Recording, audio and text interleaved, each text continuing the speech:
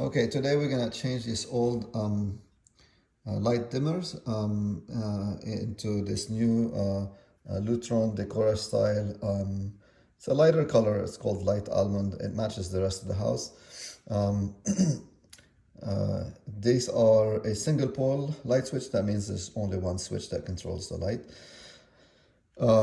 This could be used as a three-way. That's why it has three hot wires.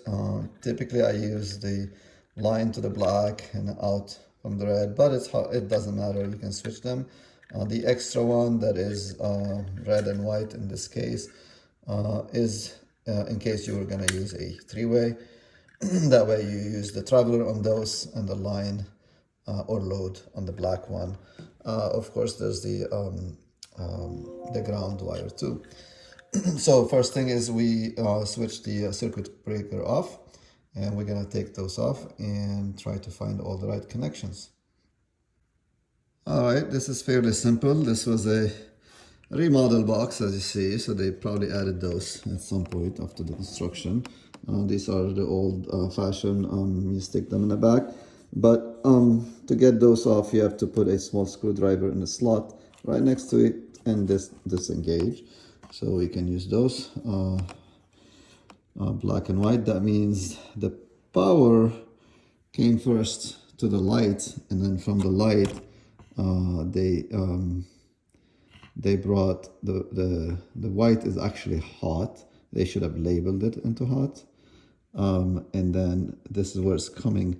That white here on this end is connected to the hot blacks on the light end, because that's where the line is coming first to the light, and then the power comes through the white and come out through the black to the light, and then the ground is here. So it's fairly simple. There's only two wires, so they probably wired those first. I updated these in the past into this recessed light, but they used to be the old-fashioned canned one that took a lot of space into LED flush ones.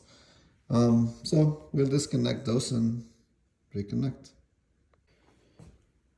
You can see how they left almost no room with the wires, so you can't barely turn this out so you can access the back of it.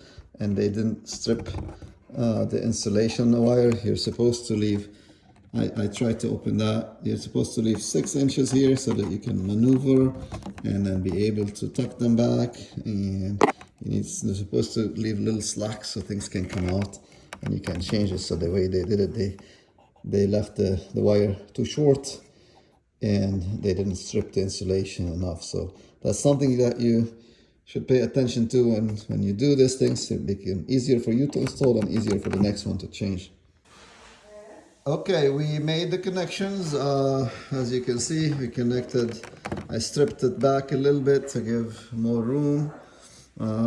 It's hard to strip it when it's that short like this, but I think that's good enough since these have an extension too. The white, which is hot, actually mixed with the black, and then the red twist capped with the black, and then the ground, and this one we capped because it's not a three-way switch. And we'll tuck it in. We'll do the same for the other one, and we'll tuck them in. When you make connection, these connections are not your typical solid gauge, so they don't twist as well, but we twisted them a little bit. Maybe I can twist a little bit more. So you twist them until they start twisting from here.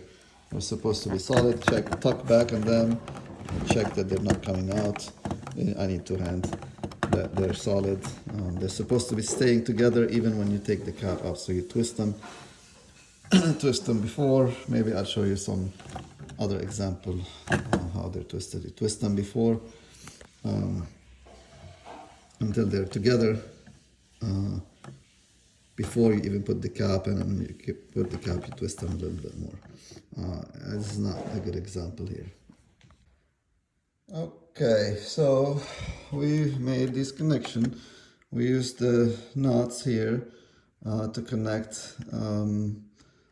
The white again is the hot coming from the light fixtures into the black. It doesn't really matter the order because it's on and off. And then it comes out from the red back to the black. So the black would be hot on the light side. Okay, we capped this one, and this one, because there's tight space in the back, I decided to use these different connectors instead of the knots that you twist like we did here for the ground. We connected these two here. When you strip the wire, it has to be a little shorter than the typical one. There's a mark on the side here. Let me see if I can show you this.